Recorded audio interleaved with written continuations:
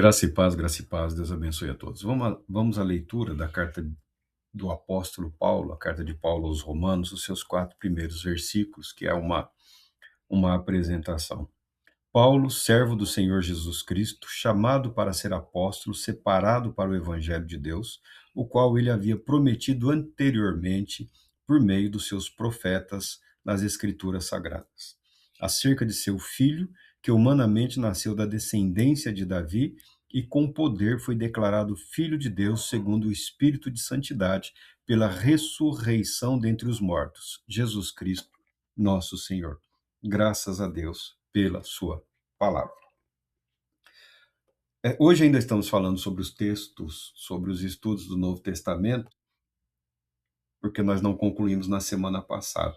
E sempre que falarmos dos estudos do Novo Testamento, estaremos utilizando também o material do James Dunn. É um teólogo, historiador, que se debruçou sobre os estudos relacionados ao primeiro século, procurando compreender o judaísmo do primeiro século, o judaísmo que as pessoas chamam de judaísmo na Palestina, o judaísmo do primeiro século, que é o ambiente de Cristo Jesus, que é o ambiente dos apóstolos, especialmente do apóstolo Paulo. Então, isso é normal, via de regra, todos os historiadores e teólogos, eles buscaram e continuam buscando uma compreensão melhor do momento histórico para clarear algumas ideias, algumas dificuldades que eles possuem em relação aos estudos do texto sagrado. Dificuldades estas que habitam e muito na mente daquele que se dedica a esses estudos. Para a nossa vida devocional, para a nossa vida comum, a palavra de Deus, ela é o que ela se apresenta, a expressão da vontade de Deus para os judeus e também para os gentios. A palavra de Deus, verdade revelada por Deus, que tem o objetivo de alcançar, fortalecer, santificar, disciplinar, orientar, cuidar, guardar, proteger aqueles que a ele pertencem. Então, a nossa leitura, via de regra, é uma leitura devocional, é uma leitura da fé. Buscamos a palavra de Deus como fonte de orientação, conforto, exortação, porque entendemos que toda a palavra de Deus é inspirada. Não que os estudiosos não pensem nisso, é que eles fazem uso de ferramentas específicas para a busca da compreensão. Por exemplo, estamos falando sobre o apóstolo Paulo. Apóstolo Paulo, a grande carta é a carta de Romanos. E temos também a obra do James Dunn, que é uma teologia do apóstolo Paulo. Eu tenho outros livros aí sobre teologia do apóstolo Paulo ou teologias do Novo Testamento. Alguns, quando eu paro há um tempinho para dar uma lida, eu sempre peço perdão a Deus, que alguns são de filósofos. Né?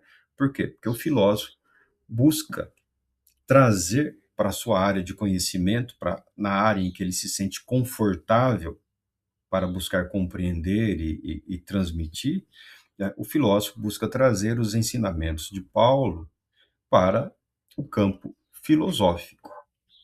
O teólogo traz o apóstolo Paulo para a área teológica, porque ele tem o domínio da técnica, a expertise, né? As técnicas e os métodos e o processo e a dinâmica da filosofia, da teologia, da história, várias outras áreas do conhecimento humano. Então, cada um busca trazer para si com o objetivo de facilitar a compreensão.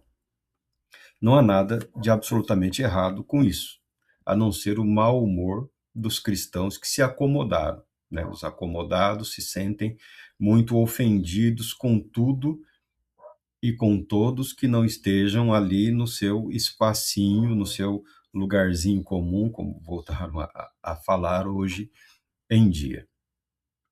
O apóstolo Paulo, ele se apresenta na mesma categoria dos profetas do Antigo Testamento. Alguém convocado por Deus, alguém agraciado por Deus e alguém que tem como propósito cumprir a missão que a ele foi dada por Deus. Paulo se apresenta como ministro escravo, ministro servo do Senhor Jesus pela vontade de Deus e por Deus constituído apóstolo para as nações ou para os gentios. Essa é a expressão da convicção do homem. Esse homem judeu. Esse homem judeu fariseu. Esse homem judeu fariseu e zeloso. Esse homem que experimentou algo muito único, uma revelação pessoal de Cristo Jesus, o que mudou completamente a sua vida, o que mudou completamente as suas convicções, o que fez com que ele se convertesse a Deus, ao seu Deus, ao Deus dos judeus, se convertesse, porque ele estava fora do caminho, ele estava mesmo religioso, fora do propósito, fora do plano de Deus para a vida dele. E Deus não abandona os seus, traz de volta para si esse homem, esse judeu e esse fariseu. O que é fascinante no apóstolo Paulo é que em nenhum momento, em nenhuma das suas cartas, ele impõe aos gentios qualquer coisa relacionada ao modo de ser do judeu, exceto a convicção absoluta de que há um único Deus, um único e verdadeiro Deus que se revela através da história. Os filósofos ficam decepcionados, os teólogos ficam decepcionados, porque você vê aqui na apresentação do apóstolo Paulo, ele cita Deus, e na carta aos Romanos, ele cita Deus inúmeras vezes, o tempo todo, e em nenhum momento ele se preocupa, isso que incomoda os filósofos e os teólogos, ele se preocupa em explicar esse Deus. Daí, o autor aqui declarar e afirmar que nos ensinos do apóstolo Paulo, Deus é um axioma ou um pressuposto. O que é isso? Uma verdade que dispensa explicação ou apresentação. Uma verdade em relação à qual todos deveriam ou tinham pleno e absoluto conhecimento. Então, o apóstolo Paulo se sente muito confortável para falar de Deus sem ter que explicar quem é esse Deus a quem ele se refere, porque ele já está dizendo aqui, é o Deus dos profetas, das sagradas escrituras. É o mesmo Deus, o Deus de Abraão, o Deus de Isaac, o Deus de Jacó, o Deus da criação, o Deus do Éden, o Deus do Êxodo. É o mesmo Deus, o Deus que se revela em Cristo Jesus. Tal qual o apóstolo Paulo, Moisés também nunca se preocupou em explicar a pessoa de Deus. Ele, quando chamado por Deus e enviado para o povo escravizado no Egito, ele teve medo de que o povo não acreditasse de que ele ali estava pela vontade de Deus. E Deus concedeu a ele alguns sinais para mostrar ao povo, para convencer o povo. E concedeu a ele um nome, que é o nome através do qual os judeus, principalmente, que é o nome pactual, o nome da aliança, o nome do pacto. O judeu é muito apegado a esse nome, porque ele é uma expressão do pacto de Deus com o povo judeu através de Moisés naquele período. Então, o apóstolo Paulo, ele não impõe o judaísmo, muito pelo contrário. Ele critica, ele condena, e ele passou a ser perseguido depois pela parte da igreja que estava adotando práticas judaicas, devido ao comportamento principalmente dos fariseus que se converteram ou que reconheceram Jesus como Cristo, mas tinham dificuldades não de abandonar, porque também não foi imposto ao judeu que ele abandonasse nenhuma das suas tradições litúrgicas ocúlticas. Não, não foi imposto a eles. Mas alguns grupos entendiam que os gentios deviam se submeter de novo a algumas cerimônias, alguns ritos, para uma primeira identificação com o judaísmo, para depois uma vida plena em Cristo Jesus. O apóstolo Paulo, ele descarta isso. Ele descarta isso, tá?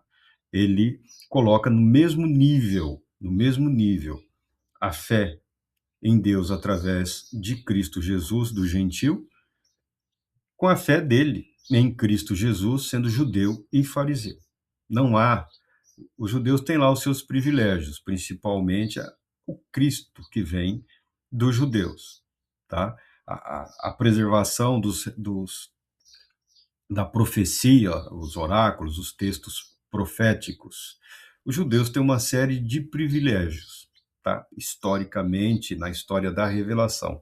A parte dos privilégios eles gostam muito. Com o privilégio veio também uma série de responsabilidades, que eles também tiveram muita dificuldade em cumprir. Hoje alguns estão tentando correr atrás, mas é algo meio estapafúrdio ainda, não tem impressionado ninguém. Também a nós não impressiona. Vemos hoje aí um momento triste, um vazio espiritual, em que muitos cristãos estão procurando aí ritos e cerimônias, alguns adotando determinadas práticas e posturas culticas, como se tivessem num templo oferecendo algum tipo de sacrifício.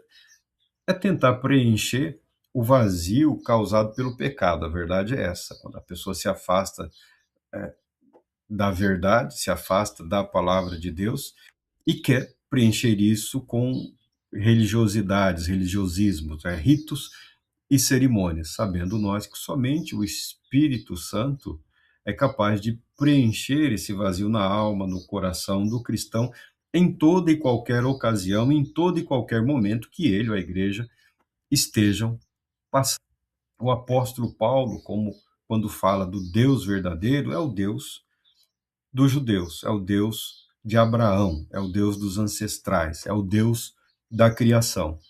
E quando nós lemos a carta dele aos Romanos, ele entende, pelo menos assim penso eu, que esse Deus não é totalmente desconhecido, que esse Deus não foi completa e absolutamente esquecido. Essa ideia continua presente até mesmo no paganismo.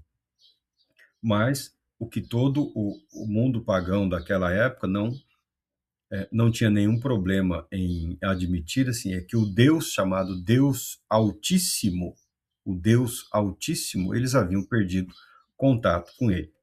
A história da humanidade não começa na idolatria. A história da espiritualidade humana não começa no paganismo, não começa, não tem seu início na representação da divindade através de símbolos, através de imagens de homens, mulheres ou animais. Não. Na história da humanidade, no viés da espiritualidade, o Deus que se revela nunca deixou de se revelar ou de se apresentar àqueles que o temem, àqueles que o buscam, independente de tempos ou períodos, porque a revelação de Deus, a palavra dele afirma, e nós não temos nenhuma dúvida, ela é contínua. Então, o Deus do apóstolo Paulo, o autor, o James Dunn, apresenta como um axioma, como uma verdade absoluta. É encantador para os jovens de hoje, né, aprenderem aí numa área de filosofia, chamam agora de filosofia da religião, para os cristãos. É uma mistura de filosofia, que você estudava antigamente como Teodiceia, é uma mistura de filosofia com apologética e também com retórica e elementos de doutrina cristã. Então, o jovem vai pegar Agostinho, Tomás de Aquino, que é o que apresenta que começa, né, apresentando essas formulações em defesa da existência de Deus. O religioso, na verdade, nunca teve problema com essa verdade, porque a vida dele é uma busca pela comunhão com esse Deus verdadeiro e com esse Deus eterno. E é isso que o apóstolo Paulo apresenta às igrejas. O modo correto, o modo adequado de viver para Deus. Não somente as celebrações.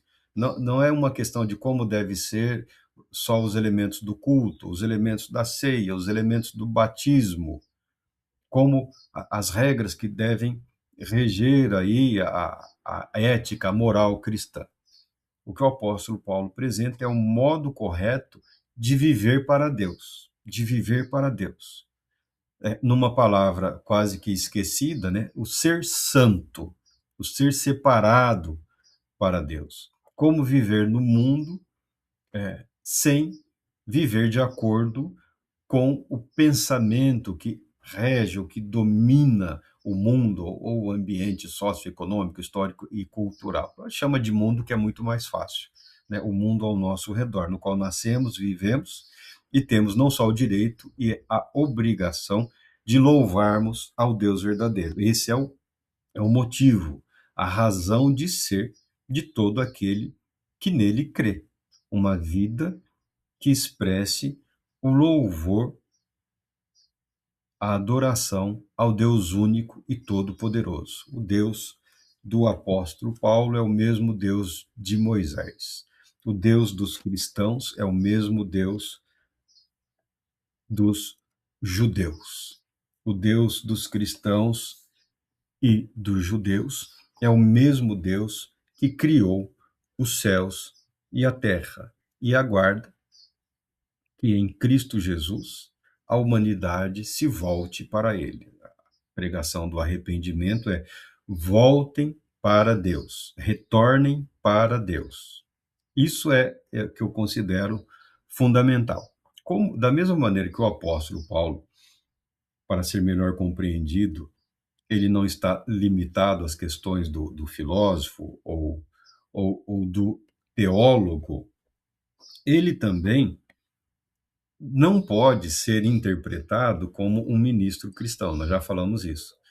Tá? Você tentar encaixar o apóstolo Paulo no catolicismo, no ortodoxismo, no protestantismo, luteranismo, evangelicalismo, pentecostalismo, você não conseguirá encaixar o apóstolo Paulo em nenhum desses movimentos históricos da fé cristã.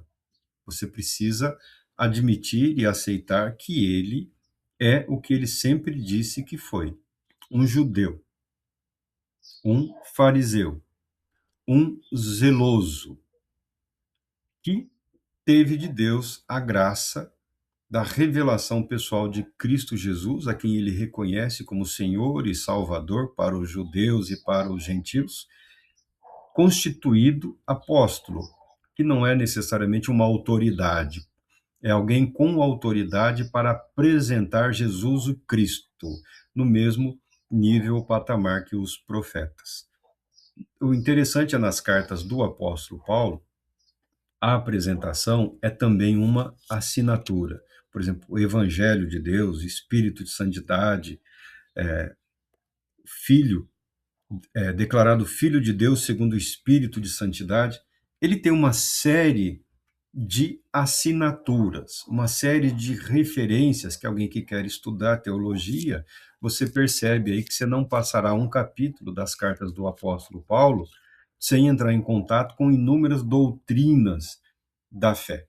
Eu chamo isso de assinaturas do apóstolo, porque mesmo que ele não desenvolva muito, ele sempre apresenta os seus escritos e as suas intenções focado, voltado a declarações de fé, declarações doutrinárias, para permitir que a igreja o reconhecesse. Esse é o apóstolo, esse é o apóstolo Paulo. Ele nos falou sobre isso. Esse é o apóstolo Paulo. Ele ensina sobre isso. E ele espera que a igreja reconheça não só as assinaturas dele nos seus textos, porque enganadores já havia naquele tempo nas mais diversas áreas, ele entende que a igreja foi ensinada naquelas verdades.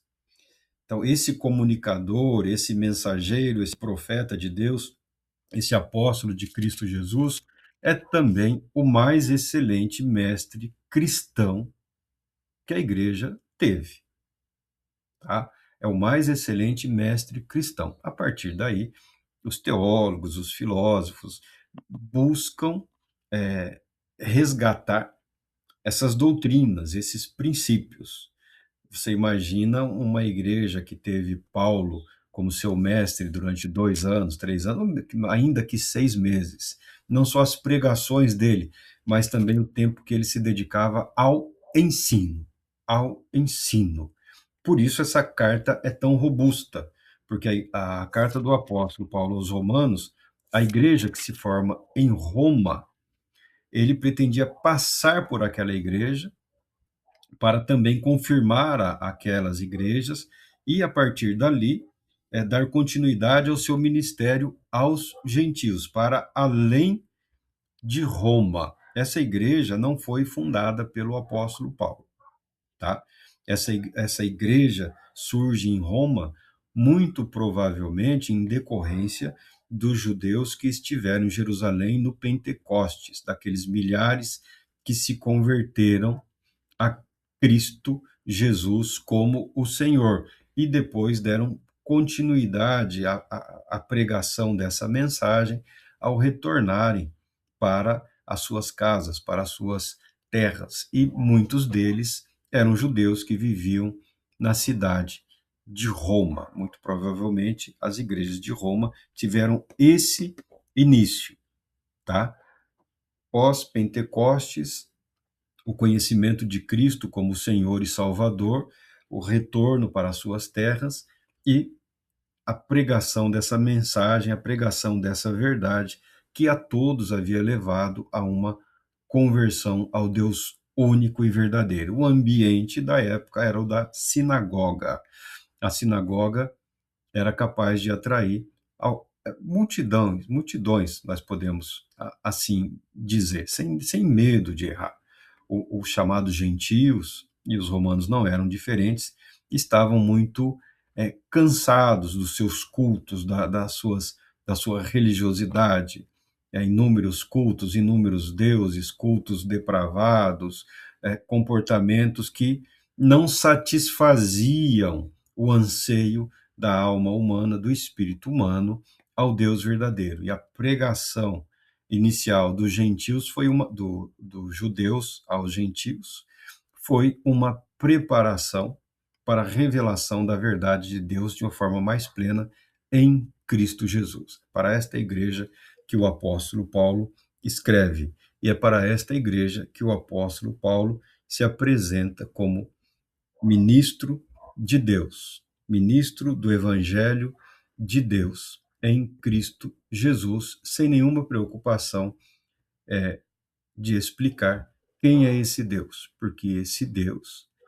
ele é conhecido de todos. Eu entendo que, ainda que de uma forma intuitiva, toda a humanidade tem esse anseio, essa expectativa pelo Deus Todo-Poderoso, pelo Deus Altíssimo, e como viver de forma a agradar a esse Deus e ter a vida invadida pela graça de Deus. Deus Todo-Poderoso te abençoe, te proteja e te conceda paz, muita paz.